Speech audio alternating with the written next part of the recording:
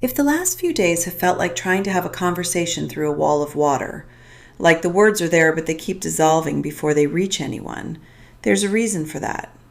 Mercury went retrograde on February 26th, and it's moving backward through Pisces until March 20th.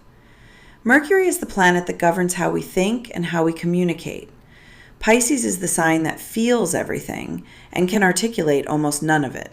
Put them together in reverse, and you get 3 weeks where the thing you most need to say is the thing you can't find the words for.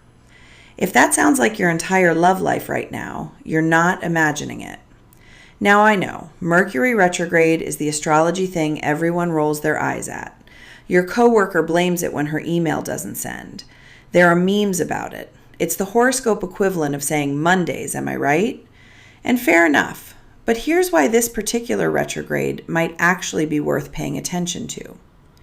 Mercury retrograde in water signs, and Pisces is the deepest water there is, has a very specific pattern when it comes to love. Old things resurface, and I mean specifically old things. The ex who texts you out of nowhere, not the recent ex, the one from 2014, the one you haven't thought about in 2 years, and then suddenly there's his name on your phone at 11 p.m. on a Tuesday, and your stomach drops in a way that tells you something was never fully resolved.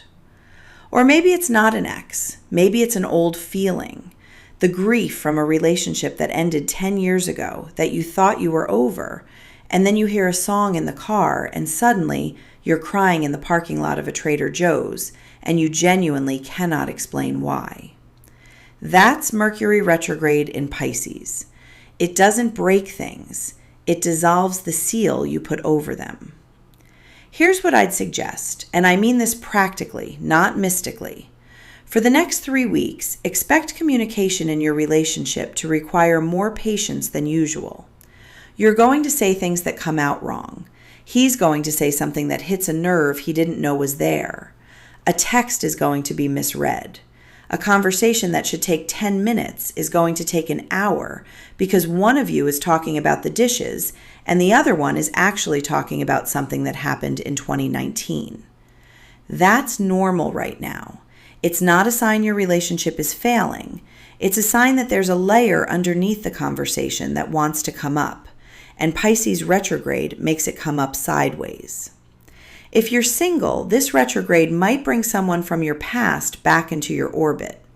Before you respond to that text, and you're going to want to respond to it, ask yourself one question. Am I missing this person, or am I missing who I was when I was with them? Because Mercury retrograde in Pisces is a master at disguising nostalgia as desire.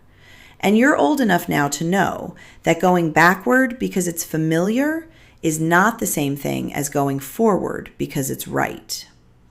Here's the gift hiding inside this transit, though. Pisces is not just confusion. Pisces is also intuition. And when Mercury slows down in this sign, your rational mind gets quieter. And the part of you that just knows, the gut feeling, the thing you've been ignoring because it isn't logical, that part gets louder. So use these 3 weeks. Not to make decisions. This is genuinely not the time for big relationship decisions if you can help it.